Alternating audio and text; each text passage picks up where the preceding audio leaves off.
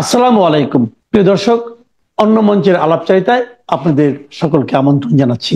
যথারীতি আজকের আলোচনায় আমাদের সঙ্গে উপস্থিত আছেন তিনিও সাংবাদিক ও কলামিস্ট জনাব আনিস আলমগীর। জনাব আনিস আলমগীর, আপনাকে আমাদের অনুষ্ঠানে স্বাগত জানাচ্ছি। আশা করি আপনি আমাকে শুনতে পাচ্ছেন।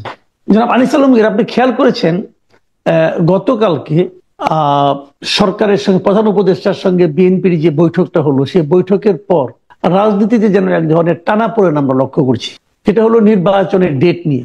বিএনপি বলছে যে নির্বাচনের ডেট ডিসেম্বরে হওয়া উচিত, তারা একটা রোড ম্যাপ চায়। এগুলো আপনি শুনেছেন, নতুন করে বলার কিছু নেই। তো এগুলোকে কেন্দ্র করে আপনি কি মনে করেন যে এতদিন যে এই অন্তর্বর্তীকালীন সরকার সকল রাজনৈতিক দলগুলোর কাছ থেকে এক ধরনের সমর্থন পেয়ে এসেছিল, সেই ধারায় কি কিছুটা ব্যত্যয় ঘটতে যাচ্ছে আগামীতে?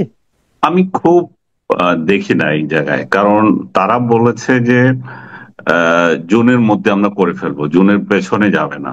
আর বিএনপি বলছে ডিসেম্বরের মধ্যেই করতে হবে, বা ডিসেম্বরের মধ্যে আমরা চাই। ডিসেম্বরের মধ্যে চাই মানে জানুয়ারি ফেব্রুয়ারি গেলেও যে খুব যে এটা অন্যায় হয়ে যাবে বা অন্যরাও মাইন্ড করবে তা না, কারণ ফেব্রুয়ারির শেষ থেকে আবার যেহেতু রোজা আসতেছে, রোজার পরে বর্ষা শুরু হবে, তো সিজন আসলে জুন আসলে এমনি খাটে না।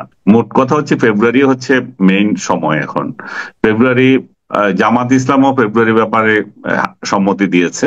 তো আমার মনে হয় রাজনৈতিক দলগুলো যদি চাপ থাকে ফেব্রুয়ারির মধ্যেই ইলেকশন করতে পারে। কিন্তু জামাতের কথার মধ্যে একটা ফাঁক আছে আমার যতটুকু মনে হলো।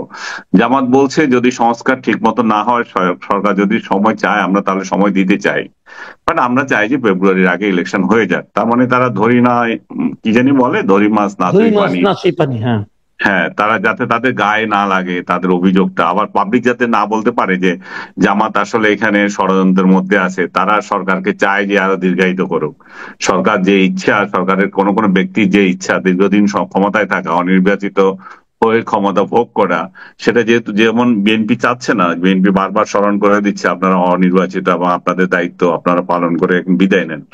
তো সেই জায়গায় জামাত কিন্তু সরকারের সাথে সুর মিলিয়ে আছে। জামাত চাচ্ছে না যে ইলেকশন হয়ে যাক, তাদের যে খুব একটা লাভ তা না। তারা জানে যে ইলেকশন হলে হয়তো তারা সরকার তো গঠন করতে পারবে না, কারণ তাদের যে ভোট ব্যাংক সেটাতে বলে না যে আনইউজুয়াল কিছু না ঘটলে তারা সরকারে যেতে পারবে। তো সেই প্রেক্ষিতে জামাতের এই জায়গায় একটু সন্দেহজনক আছে কথাবার্তায়। কিন্তু যদি রিসেন্টলি যে বৈঠক হলো খালেদা জিয়ার সঙ্গে জামাতের আমিরের, আমি মনে করি যেটা কোরিয়াল মিটিং হয়েছে এবং রাজনৈতিক দুই দলের প্রধান যখন এখানে কথা বলেছেন, তাদের মধ্যে নিশ্চয়ই একটা আন্ডারস্ট্যান্ডিং আছে যে এইসব ব্যাপারে। এবং এর আগেও আপনি যদি খেয়াল করে থাকেন, সেনাপ্রধানও বলেছিল কিন্তু 18 মাসের মধ্যে নির্বাচন করার জন্য। 18 মাস যদি আগস্ট থেকে ধরা হয় তাহলে ফেব্রুয়ারি পরে, এর পেছনে না। তো সব দিক থেকে মিলিয়ে আমার মনে হয় যে ফেব্রুয়ারির মধ্যে ইলেকশন করার জন্য একটা বড় ধরনের চাপ সরকার নিতে হবে।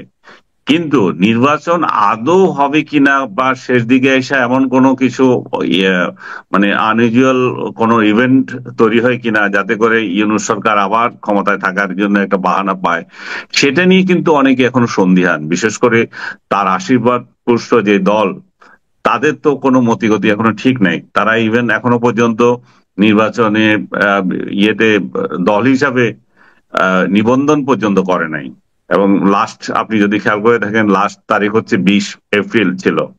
সেটা তারা এখন বাড়ানোর প্রস্তাব দিয়েছে। তারা জানে যে তাদের কথা এগুলো বাড়বে, তো বাড়ানোর প্রস্তাব দিয়েছে। এবং আরো হাস্যকর ভাবে তারা এই যে বিধিগুলো করেছিল এই সরকার বা আগে যেটা আছে নির্বাচন কমিশনের, তারা সেটাকে বলছে যে আওয়ামী লীগের করা, স্বৈরাচারের করা। এগুলো কিন্তু 111-এর সময় করেছিল এবং মানে হাইলি অ্যাকসেপ্টেড ছিল ফর এভরি পলিটিক্যাল পার্টি।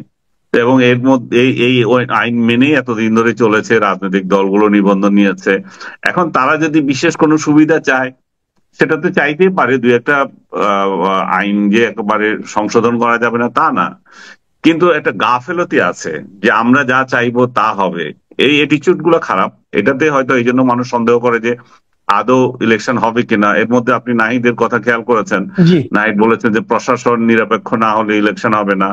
আবার যদি আমাদের সংস্কার না হয় আমরা ইলেকশনে যাব না। ইলেকশনে যাব না, এটা এক ধরনের থ্রেট। ইলেকশনে না গেলে ইউনূস তখন আবার একটা বাহানা পাবেন যে যারা আমাকে ক্ষমতায় বসিয়েছিল তারা তো ইলেকশন চাচ্ছে না, তারা বলতেছে যে এই নানা তালবাহানা আসতে পারে আর কি। যদি এই কথাটা বলুন তো আমাকে, আমি একটু আপনার কাছে বুঝতে চাই।